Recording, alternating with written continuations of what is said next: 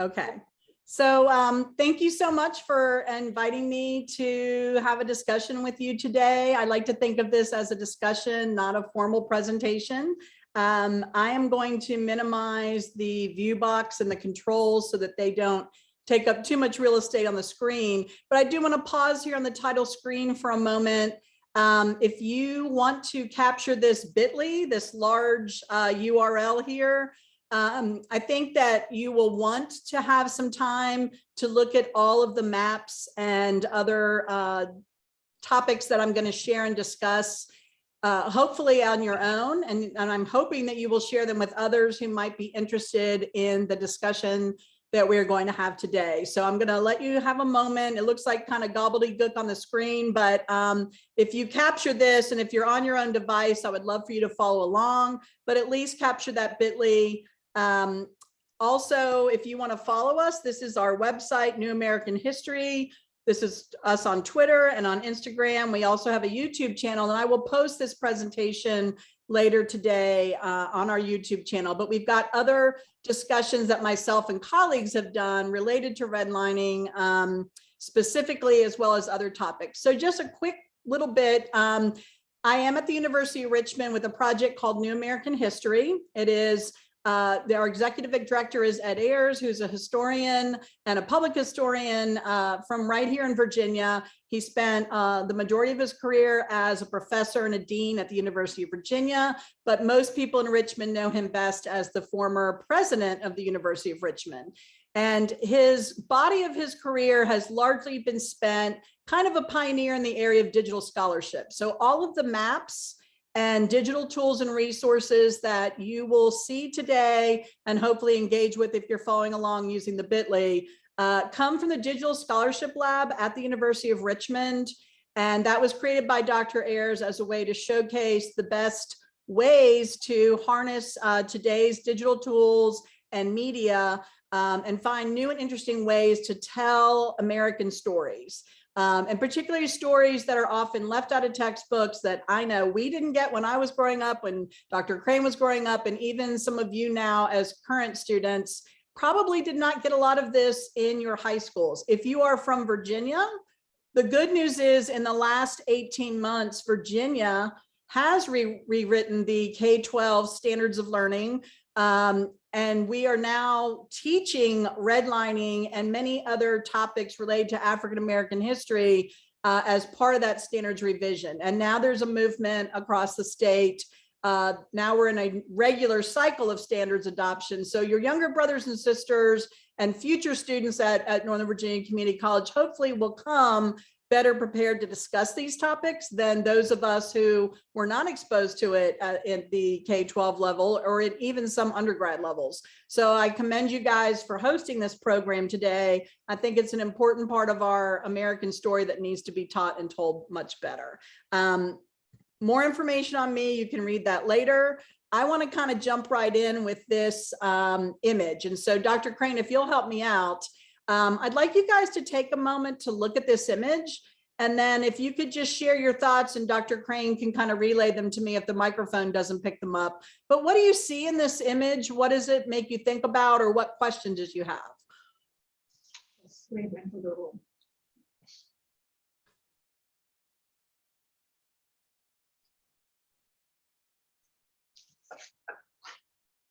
I guess like lowland, shade down. Lowland, Shade down. shade down. Okay. Other thoughts? Some communities are more important than others. Could you repeat that more loudly? Possibly that some communities or areas are more important than others. Some community areas are more important than others. Okay.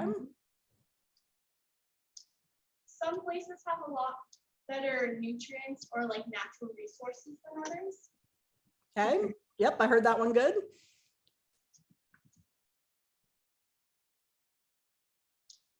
Anyone else? America. America? That's a good one.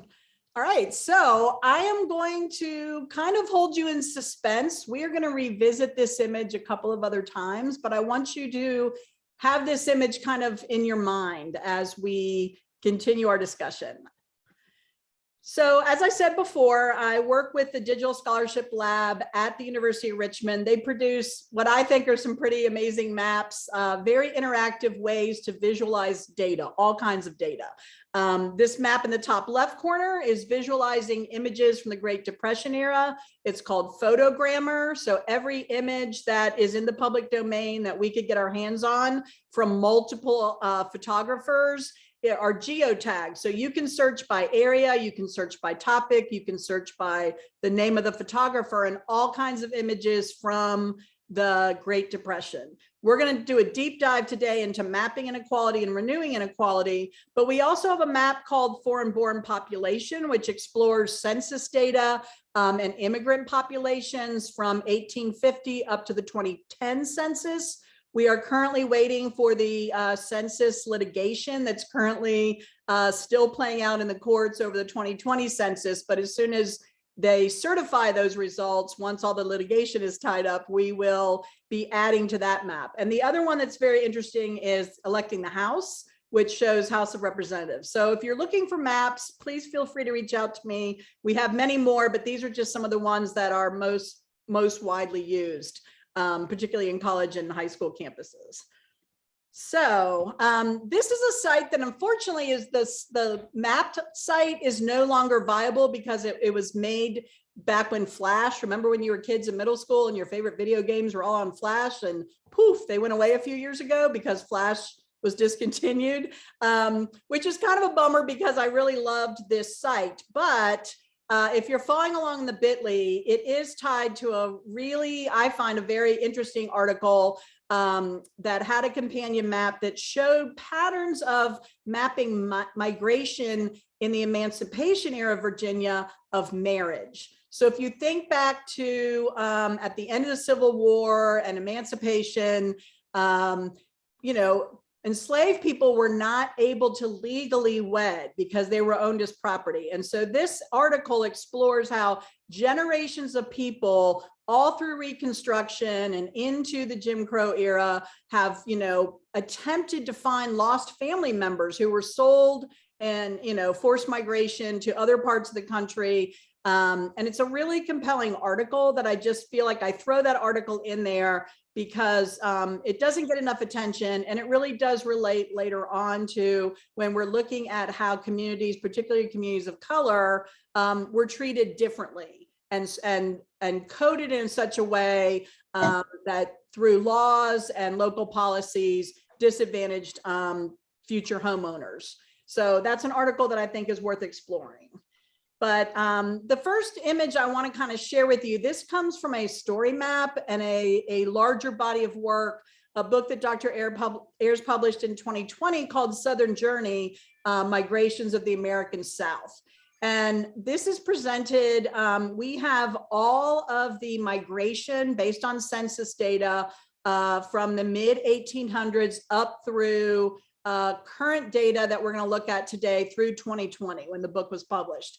And if you look carefully at this map, I want to kind of explain the color coding to you. Each of these little dots is actually, if you were to zoom in closer, what's called a hex bin.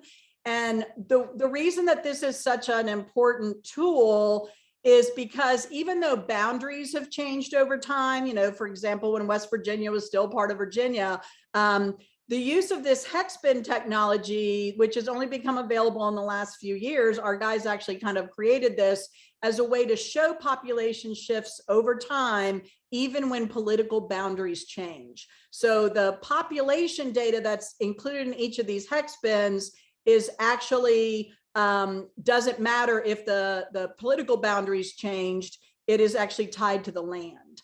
And so the areas in blue are showing the out migration, where people are leaving. And the areas in the bright copper are showing where people are moving towards. So the brighter the copper means more people are moving to that area. And so if you look at this, what patterns do you see? Where are people leaving, and where in particular do you see people heading towards in larger numbers? This is the Black population from 1890 to 1900. So this is post-emancipation. What patterns do you see?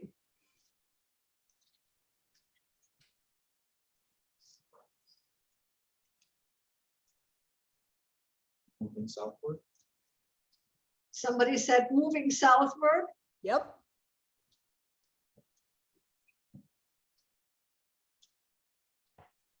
No. Anything else you find interesting, or in particular, where are people leaving, where are people going? Question, what do the colors mean? We can't really see it. Yeah, blue is the out migration, they're leaving, and the copper color is where people are moving towards. The brighter the blue, more people are leaving. The brighter the copper, more people are going there.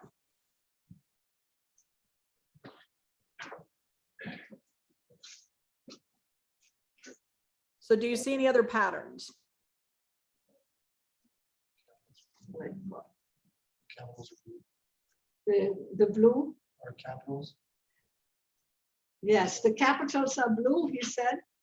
Well, the capital of Virginia, Richmond, is lit up bright blue. So what does that tell us about Richmond in particular?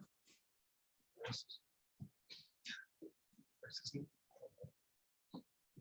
lot of people are leaving. Black people are leaving Richmond. Yeah.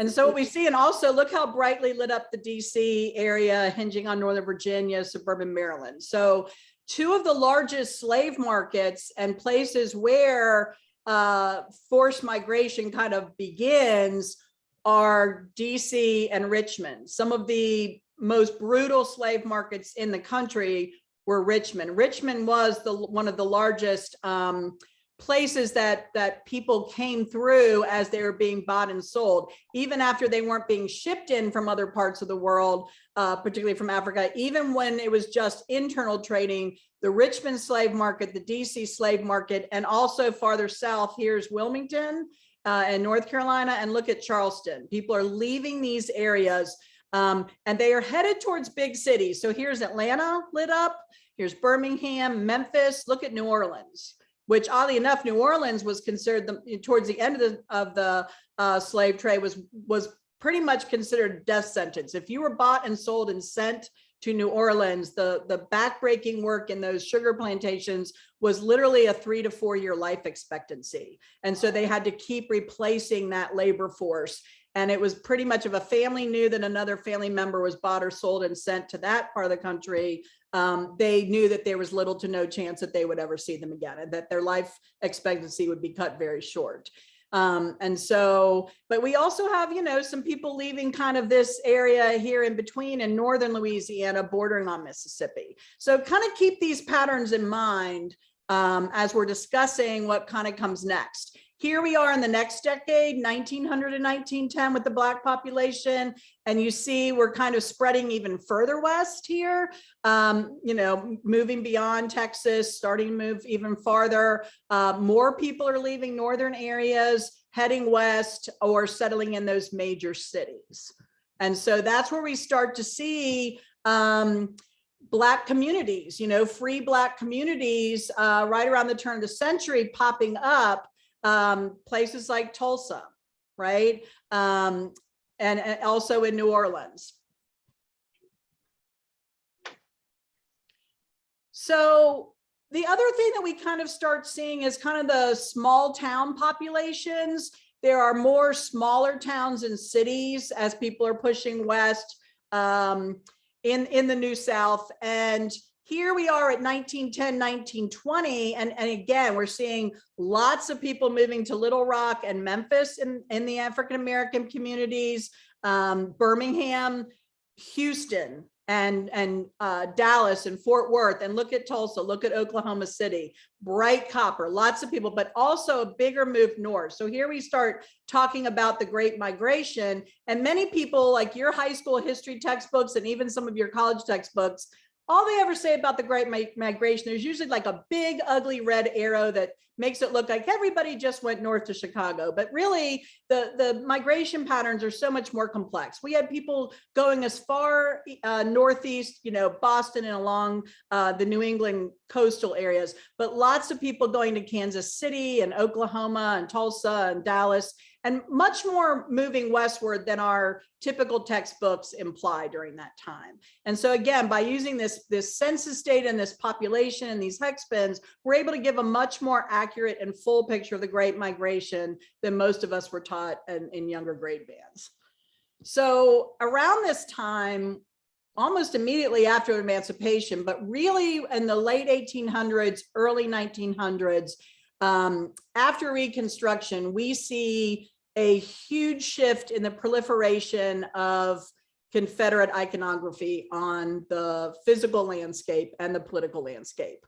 So just in comparison, prior to summer of 2020, and the last 18 months, as many statues in Virginia have been removed and across the country in recent years. But at one point, Virginia had as many as 376 Confederate monuments, and 75 of those were specifically placed in front of courthouses all across the state of Virginia, including the Virginia State Capitol in Richmond. Obviously, you guys know about what happened in Charlottesville with the Confederate statues that were placed in front of the courthouse. I'm coming to you live from right outside Charlottesville, where I live. In comparison, Florida had 57 Confederate monuments. So think about that, just in comparisons. 376 monuments in Virginia, 75 of which are placed in front of courthouses, whereas the entire state of Florida had only 57 monuments. So, and 7 of those were in front of courthouses, with at least 10 others prominently displayed in other public squares. So this is coming from the Equal Justice Initiative. If you've ever read Brian Stevens' book or seen the film Just Mercy, this is his work and his scholarship. And the links to the map are in the presenter notes if you're following along with the bit.ly.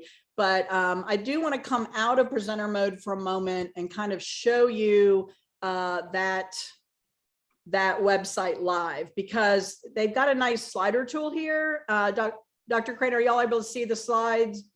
Okay, the map. It's very vague. Okay, so if you look kind of along the bottom of the screen, you see there's only 2 red dots, right? This is 1866.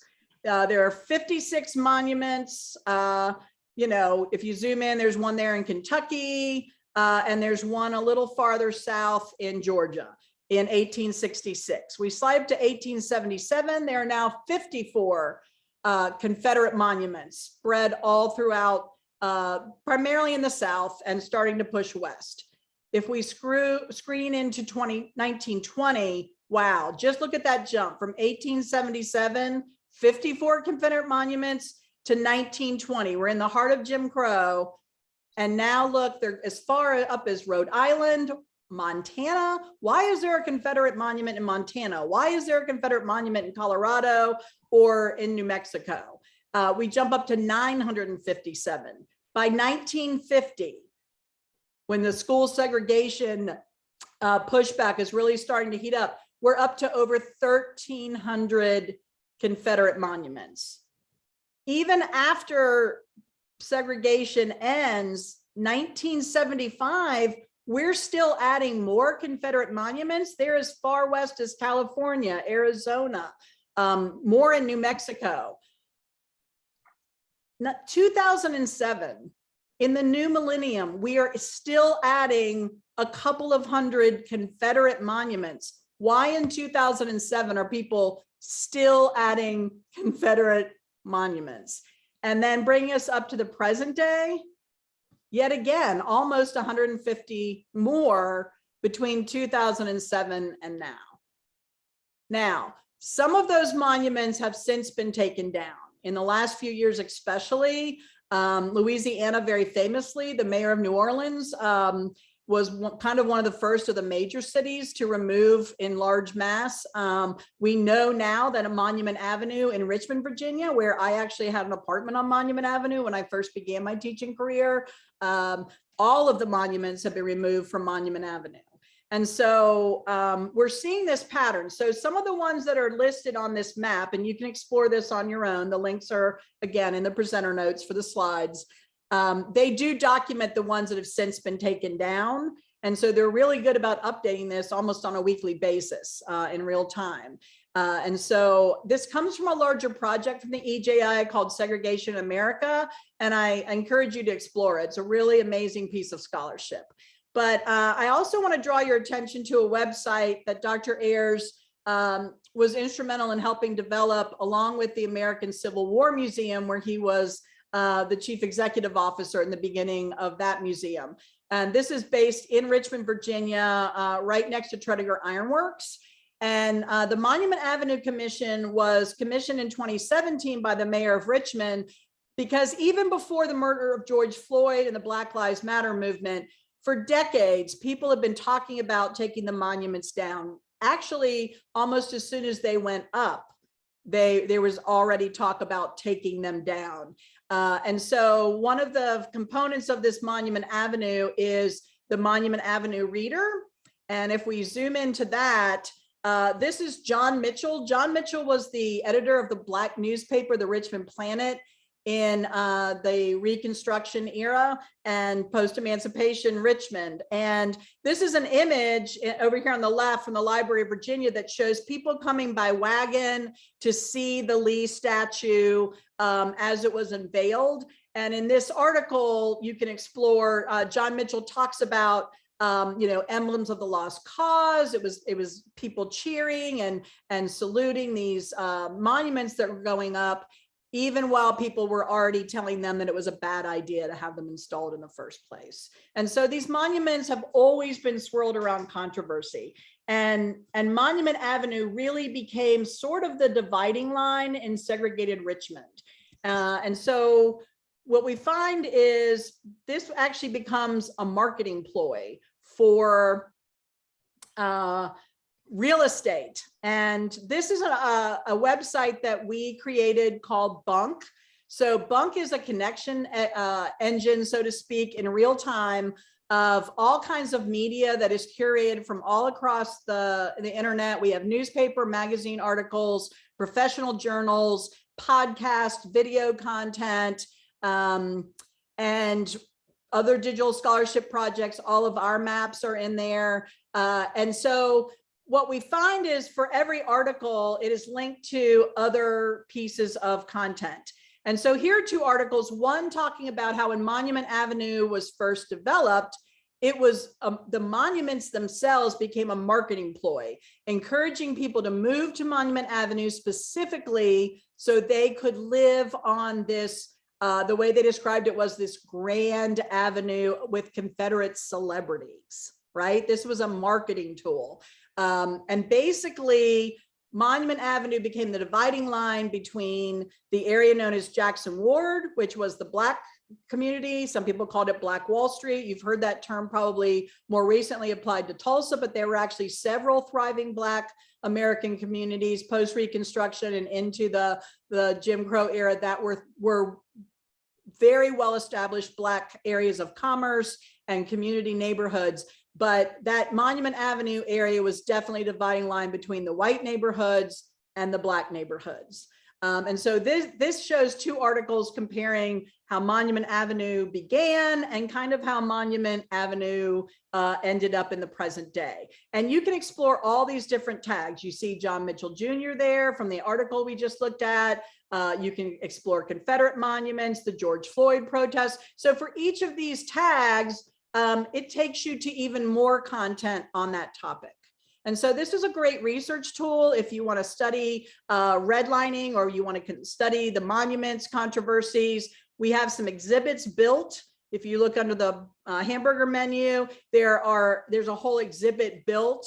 We have several on several different topics, but one of them actually talks about the monuments. There's another here on housing justice that relates to redlining and some of the maps we're about to look at. But here's one on monument wars.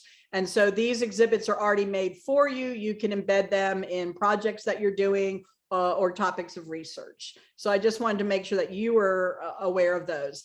This is the Southern Journey story map that we got those earlier images from.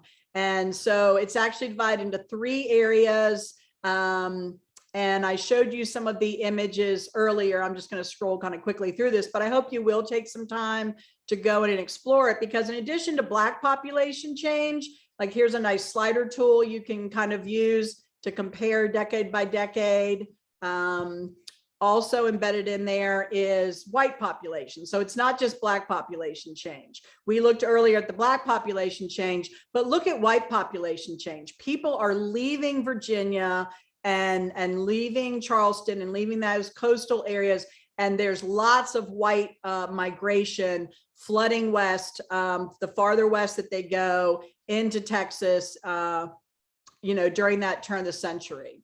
And as we continue through into the following decades, of course, the boll weevil, it decimates some of those agriculture areas. And so we see some population, people are moving around 1900, 1910, getting ready for the Dust Bowl. People are, moving towards the cities because the agricultural prospects are not good for Black or white workers. The railroad, of course, has a lot to do with the migration pattern. So keep in mind, as the railroad expanded west, so did the population. So here's our white population change.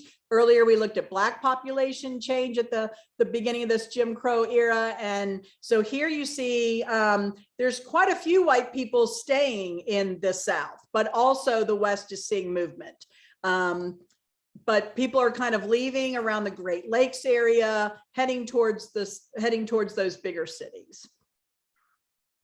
So how does this relate to redlining? Well, this is mapping inequality. Of all the maps that we have created, I would say this is by far receives the most attention. Almost every week, some newspaper or some television news program is talking about redlining, is talking about segregated communities, and they're talking in more recent years about the lasting impact. So how did this all start? So between 1930s, end of the 1930s, beginning of the 1940s, as the United States was coming out of the Great Depression and what's called the New Deal era, which I'm sure you all studied in your high school history courses, the federal government was trying to get the banks and families back up on their feet economically. And so they formed what was called the Homeowners Loan Corporation, or HOLC, as some people call the acronym. And the idea behind this was the president and his economic advisors suggested that they go through the major cities. If you had 40,000 or more people, then you qualified for this Homeowners Loan Corporation. And what they did was they sort of deputized realtors, bankers, mortgage lenders.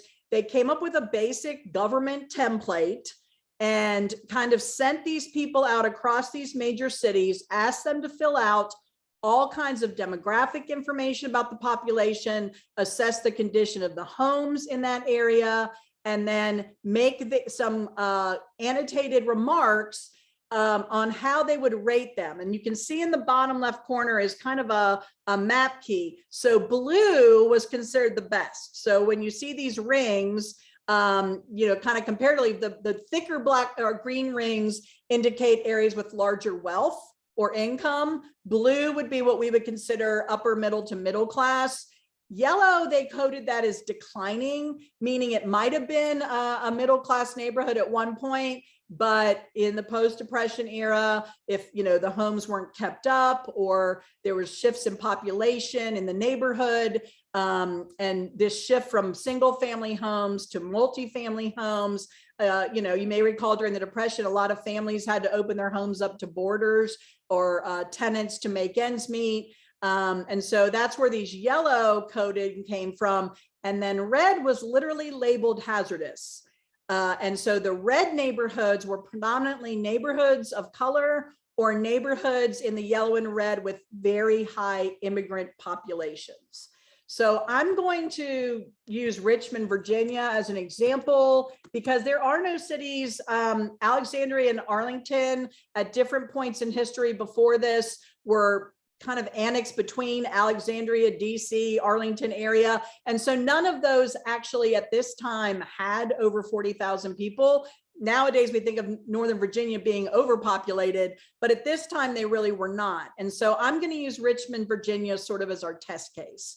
So here is the Homeowners Loan Corporation map, redlining map for Richmond. This area, if you've ever been to Richmond, is known as the fan, kind of a fan-shaped area, like an old school ladies fan. My apartment was right about here. It was on Monument Avenue. This is bordering on Monument Avenue.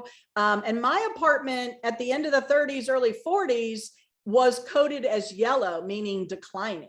Now, I didn't move there, of course, till the 80s, late 80s, early 90s. But let's take a look a little bit. You can see the original scanned documents. They were typed on old school onion skin paper. But I want to turn your attention to, in addition to demographic information, mostly renters, mostly working class people, it has a lot of very harsh language that we nowadays would consider unacceptable. Better people are moving out, tradespeople are moving in, meaning blue collar workers. But it's the clarifying remarks, and you see this across many of the cities. Some of the people who completed these documents did a better job than others. It always makes me sad when I stumble across a city where there are no clarifying remarks, because I feel like in some ways it's these annotated comments that tell you a lot more than just the data. But this one in particular, it talks about along that you would think this area would be desirable, but it's being converted to rentals. Rentals as if that's now a dirty word, right? And so owners are moving west along Monument Avenue on both sides for 30 years.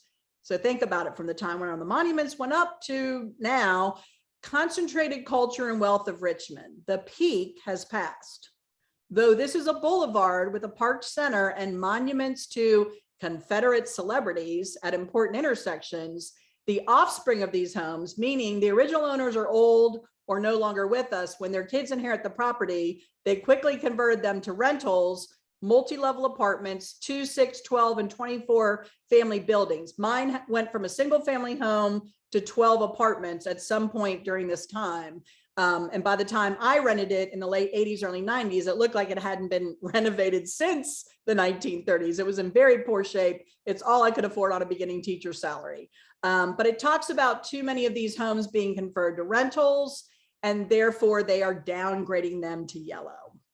And you see this same pattern all across the maps. If we go back out to Richmond, you're going to see when they talked about moving west. So you see these green and blue neighborhoods. These are the offspring. These are the children of the next generation who were the original owners of these large mansions that at one time populated Monument Avenue, that have now been converted into rentals. But you also see that all around it are areas like, this is an industrial area. Now it's kind of a hipster area called Scott's Addition, if you've ever been, microbreweries, coffee shops. But at the time it was industrial, and all of these areas in red border on industrial areas, warehouses, where a lot of the people who lived in those neighborhoods most likely worked. But those were not considered the desirable real estate. People here on the other side of the river, these, very wealthy homes along the James River. This is where the people are moving to who used to live downtown. I'll pause there for a moment, Dr. Crane. Are there questions?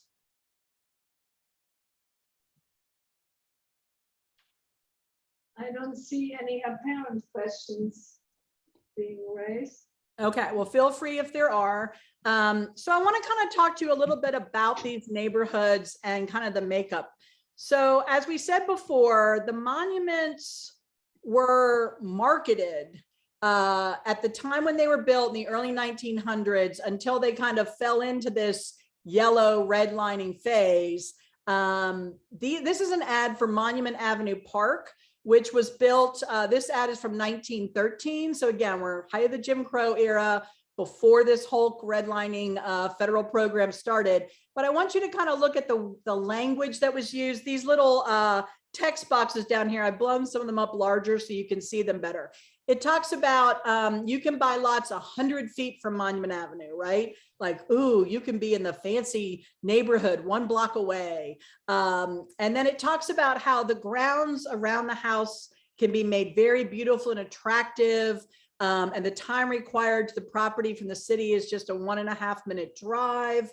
And then it talks about how it's, you know, rapid growth, and many thousands of dollars have been spent laying sidewalks, setting out shade trees, grading streets. So they're putting a lot of money into landscaping and really making Monument Avenue and these little neighborhoods on the side streets surrounding Monument Avenue beautiful. Lots of little green spaces, lots of beautiful landscaping. And even today, when you drive through there, you know, it still is kind of known for these beautiful trees and lots of landscaping. But then comes the ugly side of the home ownership during this time, which are these racially restrictive covenants that were written into the deeds of pretty much every green and blue neighborhood, what later on would be coded as green and blue neighborhoods. And many of the deeds, these racially restrictive covenants transferred from owner to owner to owner for many, many decades. It says no lots can ever be sold or rented in Monument Avenue Park to any person of African descent. And then it goes on to say no liquor can be sold on the property. Of course, it was during the Prohibition time. Nothing can be used on the lot that would be a nuisance or injure the value. No house will be allowed to be built that costs less than $6,000, which back then kind of sounds funny now, but it was a lot of money. So here they're saying you have to have a certain amount of money. Your house has to be worth more than the average cost of a home. You have to be basically not African descent to be allowed to live there. So they're restricting it by race. They're also restricting it by income. And no other house on any other property can cost less than $3,000. And they must also be built 25 feet away from the sidewalk. So again, you have to be able to afford a larger lot. So they're putting all these roadblocks and barriers up to other people moving into this neighborhood. So Monument Avenue truly becomes that dividing line. And so as we look at, at these different descriptions, you can look at them through the different color codings. You can pull up those original scan documents like we talked about for most of the major cities on mapping inequality. So in the next decade, as we think about redlining and the Homeowners Loan Corporation, the federal government suspends the whole program in the mid-40s. Because by then they feel like the government's done the best they can to kind of put people back to work and get the housing industry back on its feet. And so the federal government kind of steps away and leaves it up to the banks and the mortgage lenders and the developers at this point. But many of these neighborhoods, the stigma of being in a red or yellow neighborhood continues. It continues through those racially restrictive covenants into the 1950s and the 1960s. And so this is the next map. I like to think of these maps as kind of a 4-part series.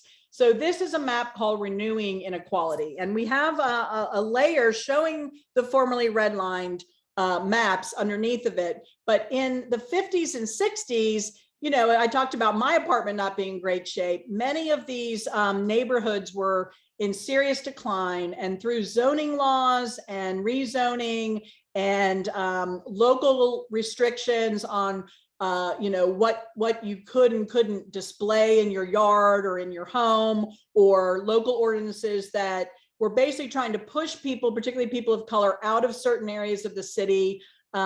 We see a whole other generation of people being impacted in these formerly redlined neighborhoods. So I want to go out to this live map. And again, I'm going to use Richmond as my test case. Now, all of the cities that were on the original Holt map are not necessarily impacted by urban renewal. So for example, Charlottesville is included on this map. We did have housing developments that were bulldozed over or raised so that white communities could come in and rebuild, and white businesses. If you've ever been to Charlottesville or you're from Charlottesville, a historically Black neighborhood called Vinegar Hill was impacted much in the way that Jackson Ward, the historically Black neighborhood in Richmond, that I'm going to show you next. So if you type in Richmond, Virginia, this is going to take us out to the map. So this is Richmond, Virginia. Just to orient you, here's the fan. I'm going to turn on the redlining map for you. So here's my old neighborhood, you know, along Monument Avenue, right here. And this is the Carver neighborhood and Gilpin Court and 17th Street. And so these were housing developments that were put up, low-income subsidized housing that were put up, and in the 1950s and 60s, when the interstate highway system started to go through, that's blue line shows you this is Highway 64 leading up to 95. You see that the red line neighborhoods were basically bulldozed through, separating these two communities. This is a historically Black neighborhood called Jackson Ward, literally separating families in half. And in many cases, people lived on one side and worked on the other. You may have studied or learned about Maggie Walker. She's the first African-American woman to run a bank. And she lived on this side. Her bank would have been on this side if she had still, you know, been alive at that time. But basically, they are not cutting. A little bit of a blue neighborhood here was cut through, but they basically, if you look across the country, in 80% or more of the cases, the neighborhoods that they chose to put these highways through were communities of color, particularly African-American or high immigrant population neighborhoods. And so this was an excuse for them to be able to bulldoze through the areas that they wanted to without disturbing the middle class and upper middle class families, which was the income levels were higher and the resale values on those homes were much higher. There's a wonderful website called the JXN or Jackson Ward Project that I've linked into the notes. Two sisters who grew up in Jackson Ward, one of them a professor at VCU who now works for the Division of Diversity and Equity up in DC, but they've done extensive research on their old neighborhood, and they've documented all of their work showing, you know, what a thriving Black business community Maggie Walker and others had started, and then talking about how those neighborhoods were literally cut in half.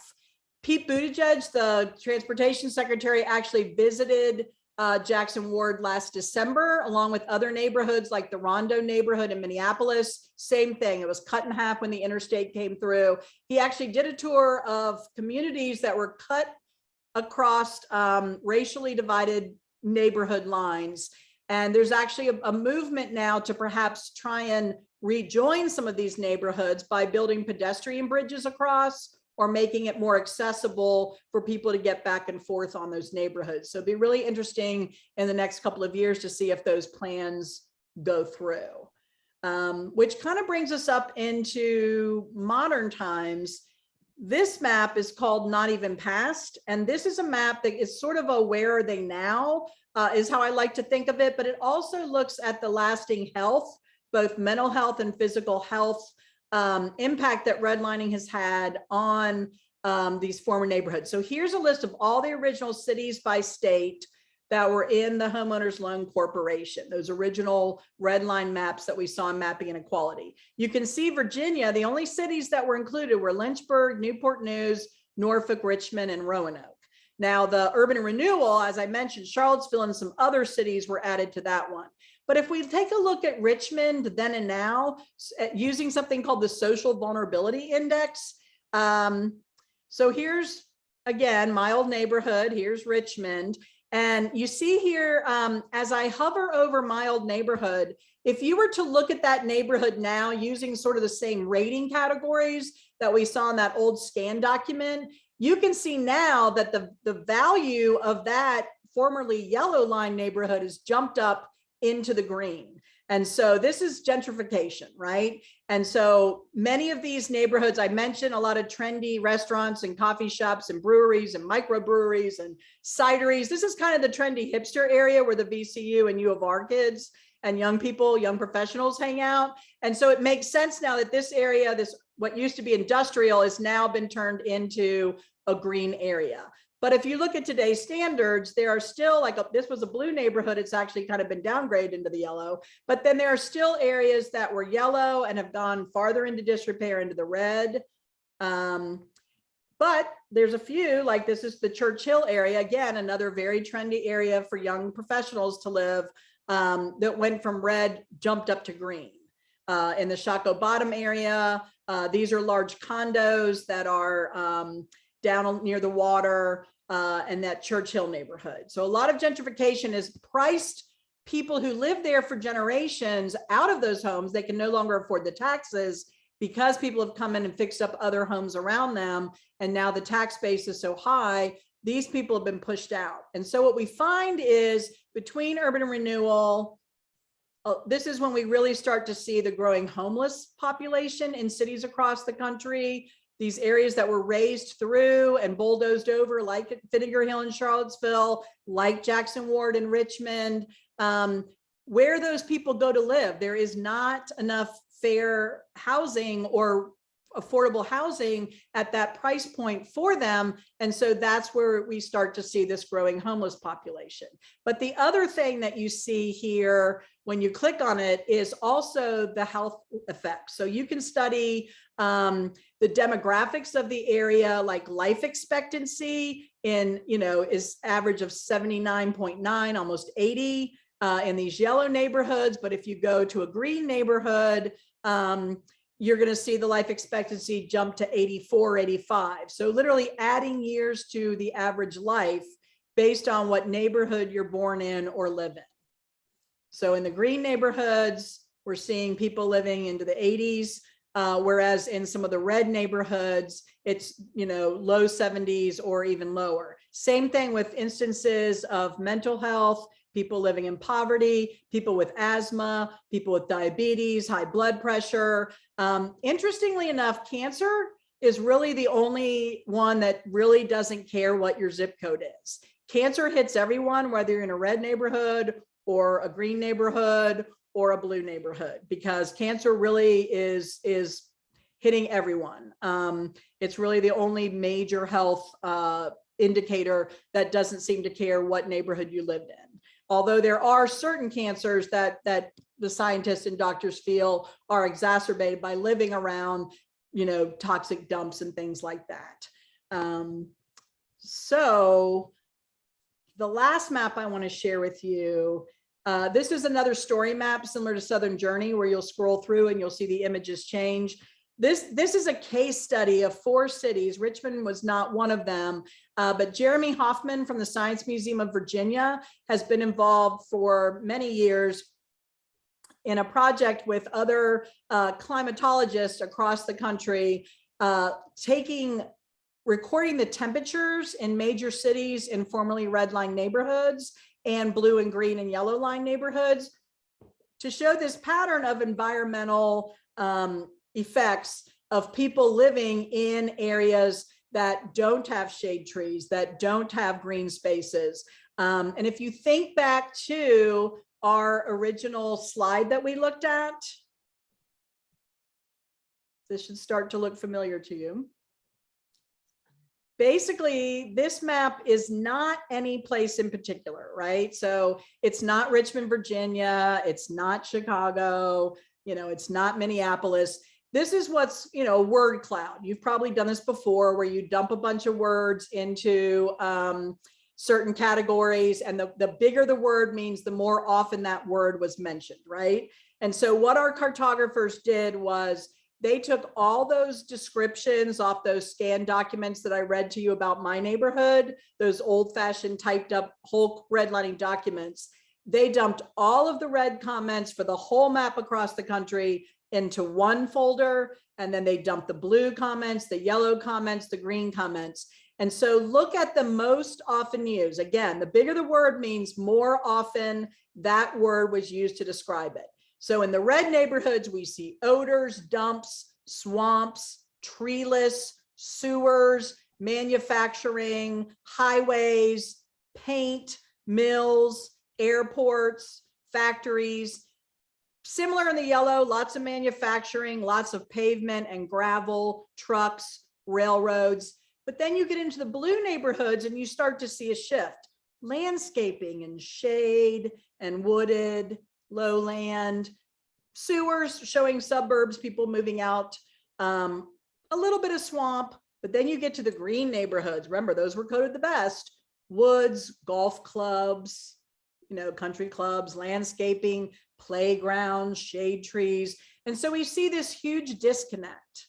And I kind of want to go back to an image that of Jackson Ward.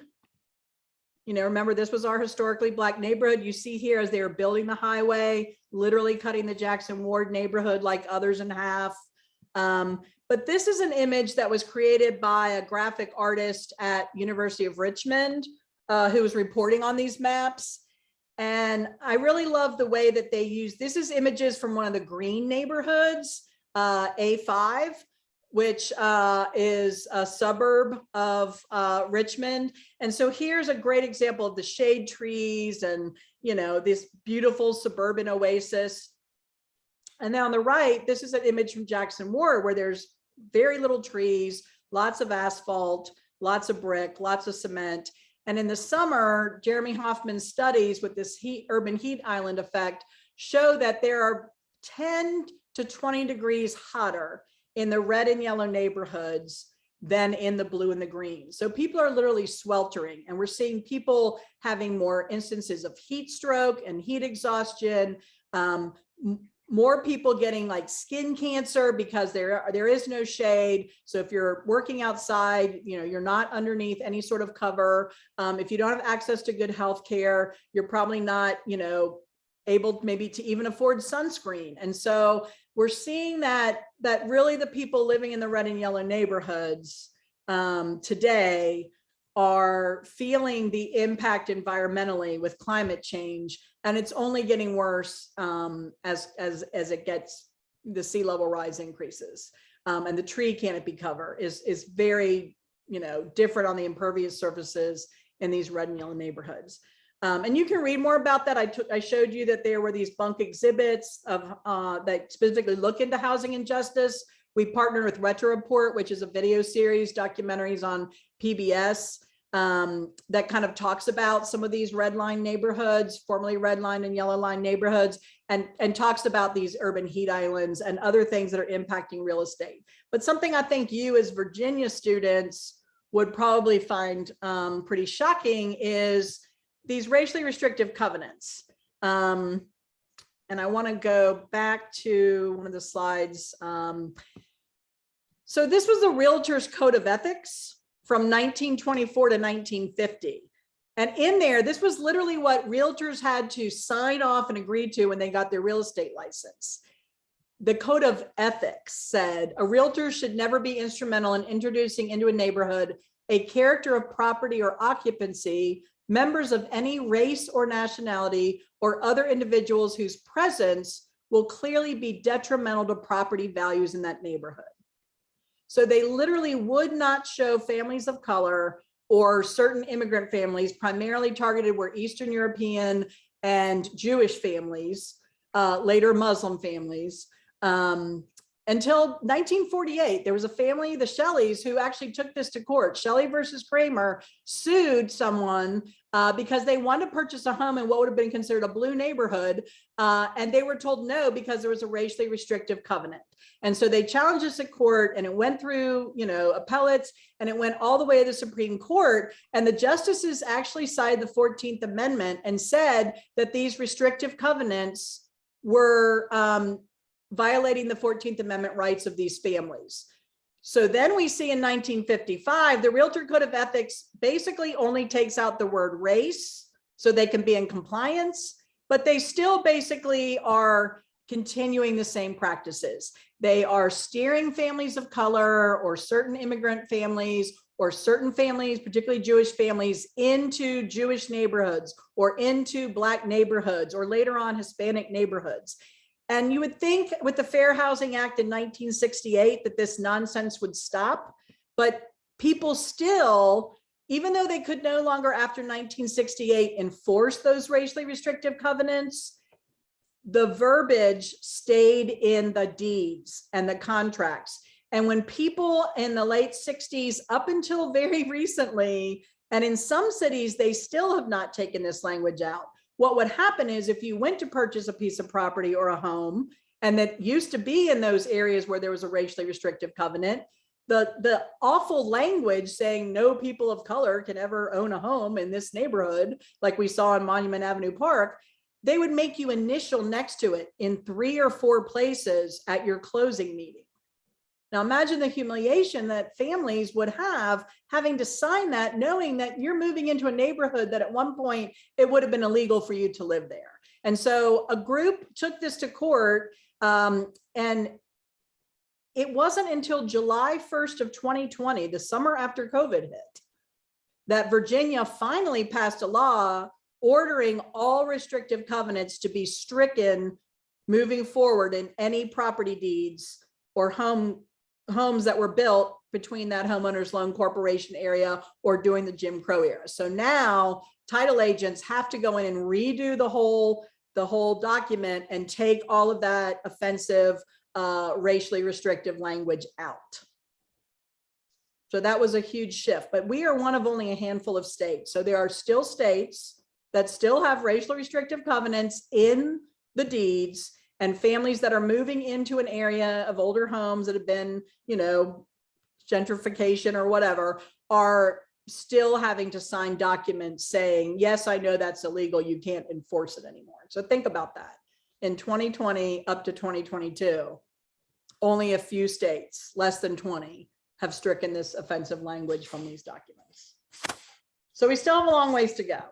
And we know that even though it's illegal, there are still cases where some realtors, believe it or not, I have a friend in Texas who was trying to purchase a home because they were having a second child and needed more room. And even as recently as this month, the realtor would only show him neighborhoods that were predominantly Hispanic. And he kept saying, I already live in this neighborhood. I need a neighborhood with bigger houses. And no matter what he did, they would not show him a house in a neighborhood with larger homes. And he finally had to report them to Realtors Licensing Board and start working with another realtor in 2022. So the last thing I want to leave you with, I think we're a little bit over time, but just very quickly, these are maps showing poor health, people living in poverty, people that don't have access to good health care. These are taken from data from 2016. These are largely Native American reservations and high Latinx Hispanic populations along the Texas-Mexico border. Here's that area we looked at with the gold and blue maps from Southern Journey. We're seeing lots, this is what they call the Black Belt, lots of families of color living there. And then as we look at 2020, this is spring COVID. Now we all know New York was sort of the epicenter, but also think about how hard Native American reservations were hit with COVID.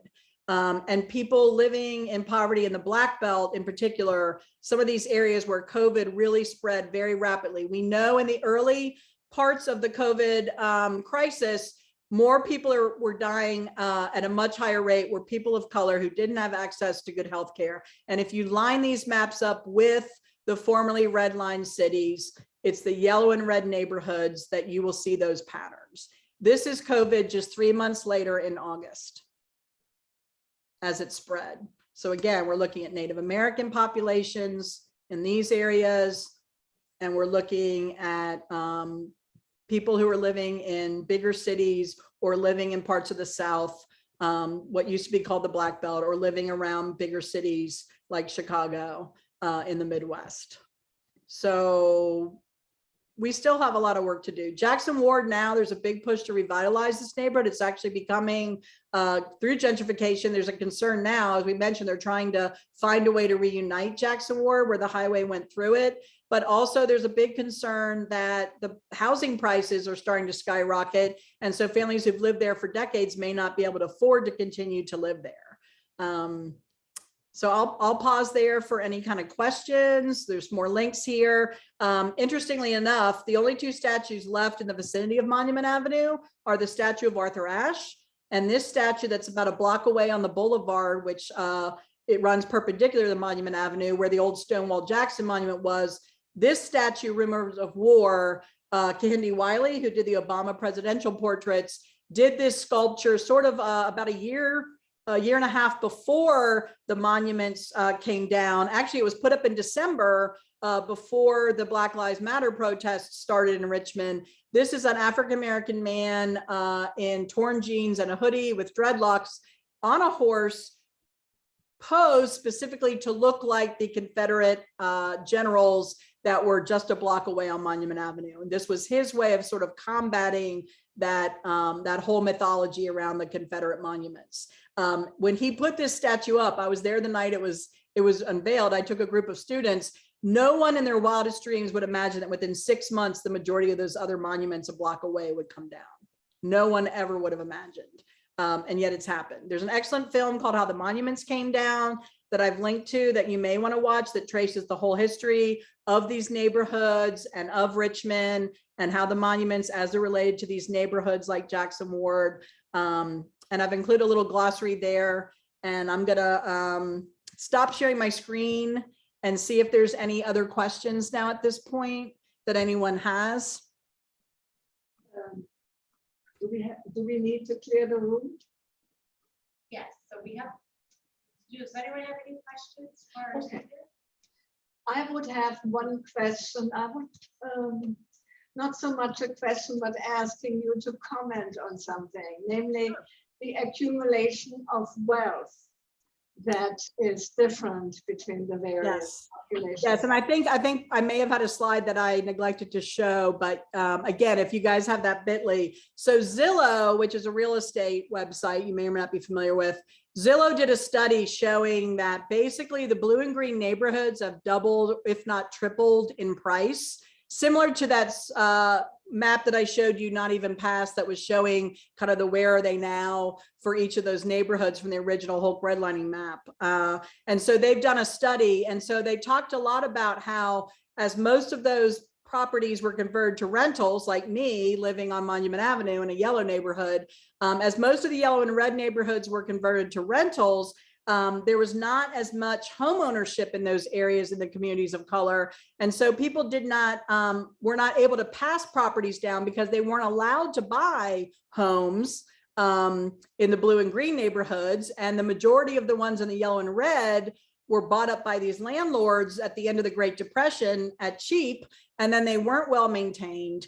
And they were sort of forced into these decades, this cycle of poverty where they weren't able to accrue what we call generational wealth. So there wasn't money to hand down through owning property or owning land, which is the greatest way that most Americans generate wealth that is handed down from generation to generation. And so we have a lot of different groups that we're partnering with and looking at, who are looking at fair housing options, mixed income level housing. I know these discussions are going on in Richmond, just like they are in Charlottesville and in other formerly yellow and red line communities across the country. So I hope that you, as future possibly renters or homeowners, I think it's important that you sort of have an idea of kind of the history of neighborhoods and how different neighborhoods have changed over time, as you start to make more informed decisions when you get out of school and start, your earning and your potential home ownership. Thank you so much. Thank you.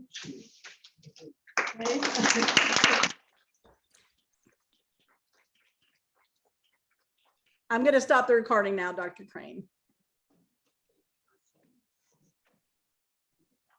If you guys start here.